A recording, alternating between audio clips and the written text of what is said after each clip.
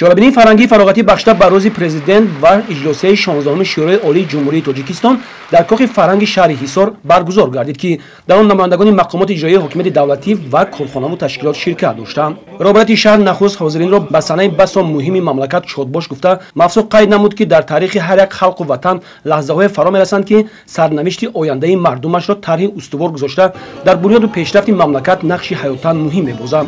иҷлосияи 16-уми шӯрои олии ҷумҳурии тоҷикистон дар саҳифаҳои таърихи навини тоҷик ҳамчун рамзи иҷлосияи наҷотбахшу сарнавиштсоз ворид гардидааст. он аз лиҳози моҳияти худ ба эъломияи истиқлолияти тоҷикистон баробар арзиш аст. агар эъломия давлатеро ба номи тоҷикистони соҳибистиқлол эълон дошта бошад, пас иҷлосияи 16-уми шӯрои олӣ дар шаҳри хуҷанд ҳамин давлатро аз фаношавӣ нигоҳ дошт ва миллати тоҷикро аз гирдоби нобудӣ берун кашид. ҳамчунин дар чорабинии иштирокчиёни иҷлосияи 16-уми шӯрои олии ҷумҳурии тоҷикистон иштирок ва суханронӣ намуда иброз доштанд, ки қабл аз ҳама хизматҳои барҷастаи асосгузори сулҳу ваҳдати миллӣ пешвои миллат президенти ҷумҳурии тоҷикистон муҳтарам эмомалӣ раҳмон дар ҷодаи барқарор намудани сулҳу ваҳдати миллӣ дар мамлакат хеле бузург аст.